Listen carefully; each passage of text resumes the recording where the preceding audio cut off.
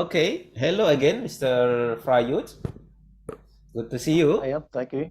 How are you? And you? Yes, I'm good. I'm good. Thanks. The sun's shining, and we have President Biden in Belfast at the minute. So there are some Okay. protests. For the first time, I'm talking with Irishman. For the first time, I'm Indonesian. You know that the British already invaded in one of part of region, I think. Have you ever heard about it? In Java. Java is the island of Indonesia, and the British Yes, yes, yes. army went to Indonesia. So Hmm. we know that your country is that bad history, bad memory for us. But it's okay. It is past. I want to know about your book now, and later you talk to me about the relation between the global political changing shift and effect to the Palestine independence. So let us begin with your book. Tell me about your book. Okay, thank you very much. Well, this is the cover of the book. It's called My Walk with Palestine, and it's on Amazon. And this front picture was Hmm. taken in Bethlehem near the Intercontinental Hotel. Whenever Trump moved the American embassy from Tel Aviv to Jerusalem, Hmm. I had a choice that I could stay in Belfast and wave a Palestinian flag, or I could actually get on a plane, fly to Tel Aviv, get the bus up to East Jerusalem, and then through to Bethlehem. And I was actually protesting on the 14th of May. I think it was 2018 when they moved the embassy. So Israel declares its Independence Day on the 14th of May. The following day is commemorated by the Palestinians as the Nakba, the So so great catastrophe. wait a minute, Mr. Yuk. So your book Yeah. is telling about the history of Palestine. Is that right? Oh, your No, it's journey. it's Your journey. yes, it's called My Walk with Palestine. It's about how Hmm. I became interested, emotionally and politically engaged in what Hmm. was happening in Palestine and the wider region. So So I have been to you auto activity biography. Your auto activity Yes, a biography. hundred, yes, Oh. 100%. Mm, So by going to Gaza and then going to the West Bank and then going to Syria and then going to Lebanon, I used to mm, tell people the stories of my journey, and they used to say to me, "Fra, you should put that in a book and allow more people to have access to." It's actually called an activist tale, and the main reason why I wrote it is because I went from someone in 2009 who So was you following. write your book after your experience finish. Is that right? Or Well, in no, it's between well journey. 2010 Mm, 2010 to 2014. I've done a lot more from that, mm, and I could maybe write a second book. But the idea of this book is to encourage people to believe that anyone mm. can play a part, no matter how big, no matter how small, no matter how young, and no matter how old, people can get engaged between joining a solidarity campaign, going on a march, writing to your public representative, in order to get things changed. But I mean, we're living in very, very, very interesting times, as the Chinese would say, because of the huge major changes in the geopolitical landscape throughout the world. If you even look in the short term at Palestine, Mm. sometimes my heart sinks. Let you talk about the profile of your book. How many pages you write? How many It's, pages? it's just, I'll just check. I think it's about. Let's see. I have some biographies at the back. There's 176 pages, Oh, and It's reviewed by George Galloway, oh, I uh, see. and it's Available. reviewed by Nabil Halak. How can we get it It's on Amazon. on Amazon? Mm, on Amazon. Amazon, yep. Mm. Okay. Amazon. Well, it has to be published somewhere, like so. That's who it's with. Okay. Well done. Well done. Okay. Let's you talk about 2010. What happened in 2010? Okay. Okay, tell me about 2010. What is your activity? You start begin with 2010, right? Your activity. Yes, well, that's when I went to Gaza on the convoy. 36 days on the road. We went through the United Kingdom, through So France. 1 month, eh? From London to One, one, Gaza. one, 1 month, yes, because we spent 15 days in Latakia, in a refugee camp in Syria on the coast. We had to wait to get permission from the Egyptian security fraternity, along with the President Mubarak at the time, How to long get for preparing for the permission to journey? enter Al Arish. How long for preparing for the journey? How long? Preparing for the journey, actually, I've we had about 6 weeks. Six I'd only weeks. found out Mm. 6 weeks. I'd only found out that there was actually a convoy going through a friend who was going on the convoy. So we had 6 weeks to organize our international driving licenses, to Mm. fundraise, to buy a vehicle that we could actually take. So we took a 13-seater wheelchair accessible minibus, which we donated to the Al Auda Hospital in Gaza City. So 6 weeks start to finish, fundraising, Mm. international driving licenses, got the vehicle, put the decals on it. There's photographs in the book which show what the van looked like. You know, we had a young girl holding Mm. up the key, Mm. representing 194, the UN right of return for Palestinians and stuff. So for the second And then month, we drove across Europe. you collect the donation for car, for Six license. weeks. 6 weeks, yeah. Yep, 6 weeks. Yeah. Very vast, I think. Very vast. Yeah, yeah. Of course. It shows you what you can do when you turn your mind to it. Honestly, Mm. you know, if you have something that you want to accomplish, you can do it actually. You know, so How we many did that. There car? was two of us. How many car you buy? Your team buy? No, we just bought one. You see, there was two drivers. There was myself and a friend, Anthony Upton, and we took turns driving the vehicle. As I Oh. say, we were on the road for probably 3 weeks in total driving. Mm. Now we were driving up to 12 hours a day. We had to drive at the speed of the fastest person in the convoy, because Mm. you just sat on the taillights of the vehicle in front. And if it went at 70 mile an hour, you went at 70 mile an hour. If it went at 90 mile an hour, you went at 90 mile an hour. I mean, we drove through Paris in a convoy, and one of our vans broke down in the tunnel because his engine overheated, and it was a Mm. bit of a panic because the traffic in a major European city can be very hectic. Uh, but we managed. Everyone got over safely, and there were two aspects to the convoy.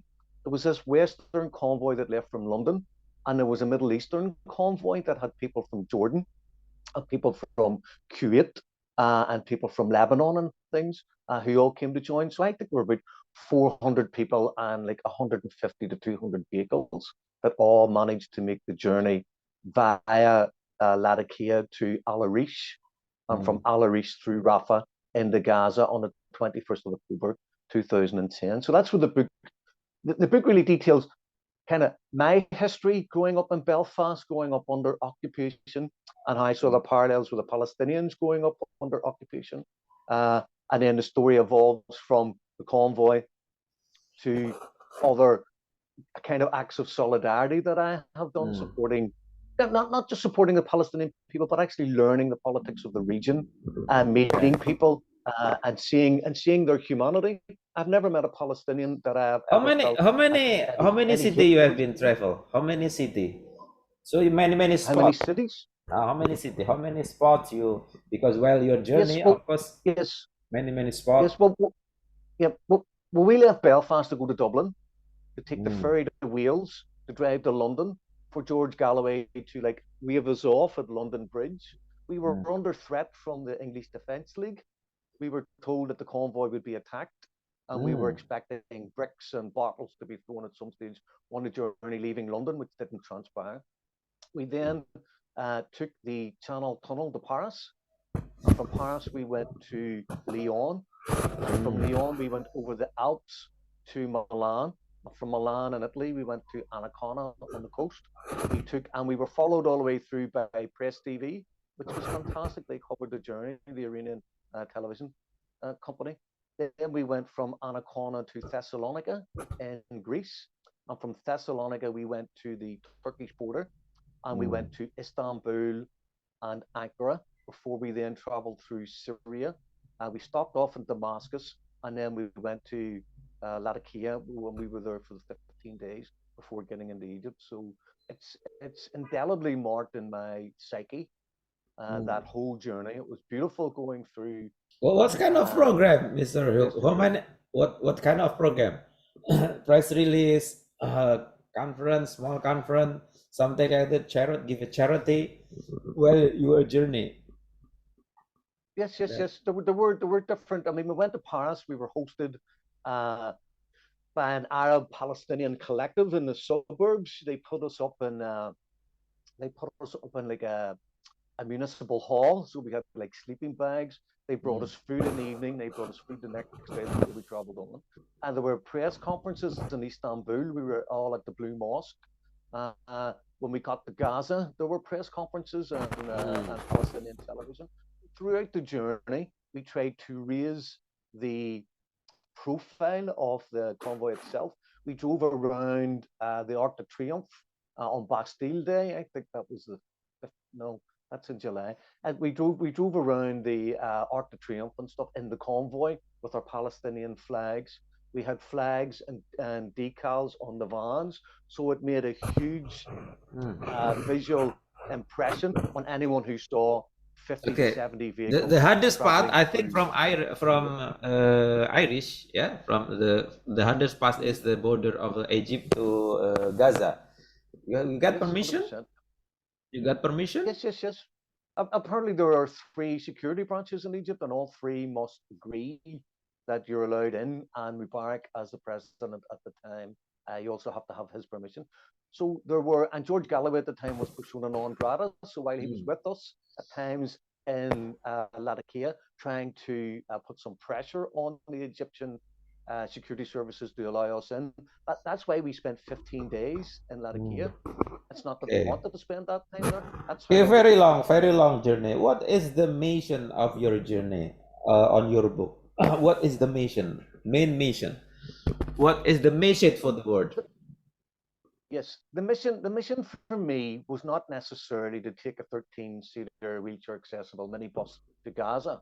It was to break the Break siege. the It was siege. to tell the people, yep, that's what the convoy was for, breaking the siege Mm. and telling the people of Gaza that they are not alone, because the strongest form of solidarity is to stand beside the victims of oppression, not just to speak verbally, not just to write about it in a newspaper column, but to actually go and stand shoulder to shoulder and toe to toe beside the people who suffer from this this brutal apartheid uh, violent regime that has them all murders Palestinians daily. The most important thing for me was just to break the siege Break the siege. and Okay. stand in Okay, solidarity with the I get people. your point. I get your point, Mr. Hughes. Now you're telling me after you have experienced your long journey, yeah, I think you have a more spirit after your journey, okay? Because you see Yes. the people of Gaza, how misery over there. Very maybe you face very problem, very trouble. Have a big problem in Gaza, electricity, water, etc., etc. As nowadays, the time is changed. Okay, the global political is changed, and some experts say that the United States, who the supporters of for occupation, and also British, are weaker and weaker. And also in Ukraine war, Russia invade Ukraine and the de-dollarization. So, do you think this change will accelerate Palestine independence, Palestine freedom sooner, maybe? What do you think about it? Okay, well, first we have to decide whether or not we believe that Palestinian sovereignty is, in fact, achievable under the Zionist regime as it stands at the moment, because the answer to that is no. The colonial settlers and the apartheid regime and its military have no intention of allowing equality for Palestinians under the constitution. They want, is it Ben They want Iktar? He, Netanyahu want to reform, yeah? what's that? Not Netanyahu and his ally want to Yes. reform the court. Yes. So what they will actually what they want to do is to be able to be in a position where there's absolutely no opposition to Mm, whoever is running the country at that time. Plus, he's trying to stay out of jail. But if we break it down into some of its component parts, if we start with America, America is the one who finances Israel by $3.8 billion per year. So while there are millions of homeless people in America, while there's no Medicare, while there's a huge fentanyl drug opiate dystopia happening at this very moment, people walking about like zombies in the streets of Los Angeles, there is free healthcare in Israel. There is free education in Israel, all subsidized by the American taxpayer. So while American taxpayers cannot get Medicare, there is free healthcare in Israel. But what's happened under Biden, if we go back to 2014 and the fascist coup in Ukraine, you had this another color regime change. They wanted Ukraine to be brought into NATO. They wanted Ukraine to be brought into the European Union. And because the elected president at the time didn't believe that that was right at that time for the Ukrainian people, and he's been proved to be correct in his assessment, they had a coup. They then occupied the Donbass region of Donetsk and the People's Republic of Luhansk, the LPR. They murdered people there, and in the last 8 years, they have murdered 14,000 people. This led then to the war between the special military operation from Russia within Ukraine. Uh, this has all been set up. America and the EU and NATO and Britain are determined to balkanize mm, Russia. They want to break it up into 9 or 10 or 11 separate states so that again they can go in and put in puppet regimes so that they can sell them arms and that their companies can go in and exploit the oil and exploit the gas and things. So the special military operation in Ukraine has backfired on America. So what we have now is a confluence of geopolitical views and a vision more than anything between Russia and China. So China is the economic powerhouse of the world, mm, and Russia has been seen under Putin under the last decade to be an honest broker in politics. They have just wiped out $20 billion worth of uh, debt in Africa. So the Russians and the Chinese have come together, showing economic and political leadership to the rest of the world. And we can now see the legs of MBS, Mohammed bin Salman in Saudi Arabia. You see, Biden has caused all this. Biden caused the coup in 2014 because he was vice president and Victoria Nuland was his kind of personal representative for the coup. Now, under Trump, nothing happened in Ukraine, but as soon as Biden came into power in 2020, we have had this huge buildup of Ukrainian military on the Donbass Crimea borders, forcing Russia to go in to prevent a massacre. So under Biden, we are watching the fall of the dollar through de-dollarization, and this is because he said that Mohammed bin Salman was a pariah, that the Democrats were these democratic leaders of the free world. They are the moral elite. They are involved in murdering millions of people throughout the world as part of the American military administration, yet they claim to have the moral high ground. So, with what's happened in Syria, with the Russians and the Iranians coming to defend the Syrian Arab Republic along with Hezbollah, we have seen these tentacles coming together. Countries that maybe had nothing in common before, Russia and Iran, through their joint actions in Syria, have formed a huge bond. The Shanghai Cooperation organization is building the Belt and Road Initiative, the Chinese Belt and Road Initiative. That's going to go through the whole of West Africa, West Asia, all the way through to Eastern and Western Europe. So China and Russia are showing different, they are showing a different leadership. They are showing that you do not have to live under the threat of American military violence, which is how America influences policy throughout the world. They go to a country like Saudi Arabia and they say, if we don't protect you from Iran, who's going to protect you? But now that Saudi Arabia has detached itself from the American military administration. You can see that there will be peace in Syria, there will be peace in Yemen. There is a détente between Saudi Arabia and Iran. With hindsight, I always believed that Saudi Arabia never attacked Yemen and wouldn't be attacking Syria without the encouragement of the American administration. But now, having stepped back from the situation, I think the reason Saudi Arabia has been at war, a proxy war with Iran through Yemen and through Syria, is because the Americans made them do it. So from the Iranian Revolution in 1979, in 1980, you had the war between Iraq and Iran that cost 800,000 lives of the soldiers and civilians on both sides. That was the West and America and the EU giving chemical weapons to Saddam Hussein to gas Iranian soldiers on the battlefield. So America's been at war with Iran since 1979. It's used Saudi Arabia as a proxy in a proxy war against Iran. And now that Biden has just basically destroyed the American economy, it's a huge banking crisis. China, Saudi Arabia, Russia are among the largest kind of energy producers in the world, along with America, North America.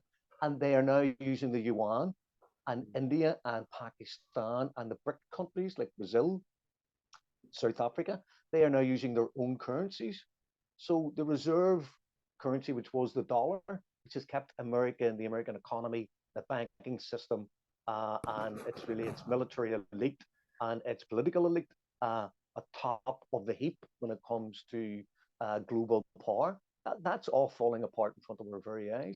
And to see something in the course of just over from the Ukraine war started, which is what, 14 months ago? In 14 months, America is starting to fall apart. Countries are starting to say, you can't bully us. We now have an option. So I think that this axis of resistance between China and Russia and Iran is proving to the rest of the world that there is a better way, that rather than be exploited by the 13% of the world's population in the civilized West, that people in the global South can stand up against this form of bullying, and that by coming together through mutual cooperation, that everyone can benefit from a safer world environment, more prosperous world environment, where people share the resources of their countries in order to provide, which is what politicians should do, provide for their people economically, emotionally, physically, spiritually, whatever it is. They should put their people first. So the people should be put before the politics, and the politics should be put before special interest groups. And what we are witnessing now is, I mean, Netanyahu's son, if we go back to Israel, back to the apartheid state, he has claimed that Biden is involved in a color revolution in Israel. Like, Israel's supposed to be America's greatest ally in the world, potentially outside of the United Kingdom. And for the Israelis to be saying that the Americans are influencing the protests on the street because they want Netanyahu out, because while they want a center-right government in Israel, they don't want a far-right government. And it's just everything Biden touches seems to explode in his face.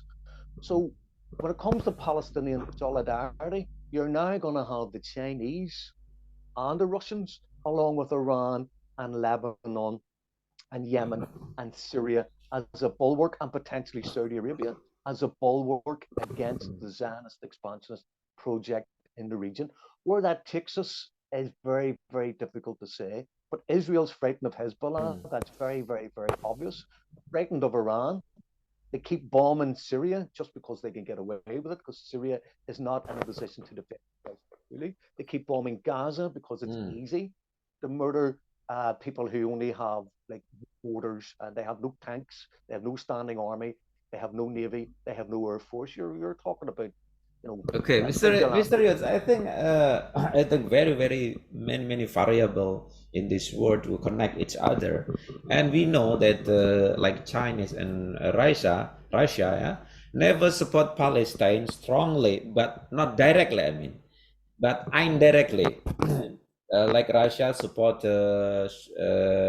Damascus, yeah, but not supporting direct to the Palestine. But sure, Damascus itself is supporting Palestine very, very strongly. So, okay, let's speak about the Ukraine case. You know that from the perspective of Russia, it is the issue is a national threat, yeah, the national existential threat. But for the United States, is military-industrial complex. But what I'm trying to say is this kind of unintended consequence, okay, which is now Europe and other like France, yeah, Europe and other France uh, to be a victim of this kind of this scenario. United States want Russia invade Ukraine, yeah, but in the middle of the war, yeah, it was predict before that the Europe will have a problem with the gas, with the lack of gas. Now they have a lack of electricity too, and they want to buy oil and gas from other country, maybe from the India, okay. But this kind of effect, unintended consequence, is good for Palestine, other than Israel. Do you think? Do you think this kind of scenario is good for Palestine than Israel? This changing Yes, I global very do. rapidly. Is it Yes, true? absolutely. Because yes, no, 100%. Yes, because what's happening in Ukraine is that boomerang effect from the sanctions Mm, that backfired. They pulled the SWIFT banking system away from Russia, thinking that Russians couldn't go to an ATM machine to get money out, that the economy would collapse, that people would demand change. This was a color revolution by other means, by mm, economic sanctions. What they call these unilateral sanctions upon which are all illegal, by the way, upon the Russian economy. No, it has totally backfired. And because it's backfired, we are watching the deindustrialization of countries like Germany. We are looking at a global recession. If it's not global, it'll be Western, it'll be America, and it'll be Europe. I personally have witnessed what I would purely call profiteering. And we saw the price of oil, home heating oil, we saw the price of gas, we saw the price of petrol, we saw the price of diesel go through the roof. So What whenever do, all those prices, what all the about foods Ireland? prices went up. What about Ireland now? Yes. Is there any Well, effect for Ireland people? it's had a ripple effect for everyone. I mean, it's only affected us economically. So Mm, people who were already struggling economically, we are sitting at like 10, inflation's at 10%, but mm. it's closer to 20 because I know the prices in the shops. I go shopping and I think, my God, Inflation, that's fairly inflation gone now, up. inflation right And now. Ah, inflation is around 10%. Now 10%. they put up the interest rates in the Mm, United Kingdom and in Ireland, which means when your mortgage comes up for if you have a 2 or a 4 or 5 year fixed mortgage deal, when that comes up for renewal, the interest rates has doubled, which means a lot of people buy a property based on their disposable income, and once the interest rates go up, that disposable income disappears. So like holidays, a new car, mm. sometimes treats for the family all go out the window. People who have money will always survive these economic crises. But people who are on the margins, people who have been struggling, in fact, we have had more What about the gas, industrial. Mr. Hughes? What about the gas? Gas for Yes, warming, every everything. everything went up in price. Food, gas, electric, oil. We Mm, have had more industrial strikes in Great Britain in the last 12 months than they probably had in the last 40 years. We have junior doctors out striking today. We have had postal workers out, train drivers in London. We have had most members of the National Health Service, be they nurses or physiotherapists, or auxiliaries and porters, and they've all been out on strike. And there are people are being offered a 4% pay raise. Now, mm. if inflation's at 10%, that's actually a 6% reduction in your take home pay. And when you add that the price of everything has gone up in real terms, people are probably taking home 15% less now than they were 10 years ago. They should be taking 15% more than 10 years ago. not 15% less. So But there's so some far there people in is the no riot. economy. There is no riot so far. Like in France, is many riot there. In Yep, Ireland, no yep, yep, riot. yep, In yep. Britain, No, no, no. People are too maybe wary of violence, or too wary of being arrested, too wary of being identified as being part of a kind of rampacious mob. But I mean, the French show the way it should be done. I mean, there's literally a revolution in France, and yet I don't really see it on the television. I don't watch MSN now. I don't listen to the radio. I don't watch the television. I might watch Netflix for movies. I get all my information from like Redacted, mm. from George Galloway's Moat show. I watch who else? Oh, there's so many people. Professor Richard Wolff.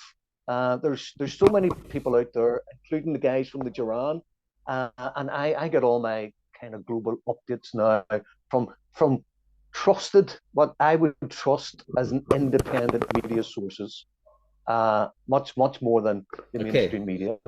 Okay, Mr. Hughes, I think time is up. Thank you very much. Very interesting for your comment, and Thank I you. hope we can talk another time. Nice to meet you. Okay, thank you Perfect. very much. Bye bye. Okay, Mohammed. Thank you, brother. See you later.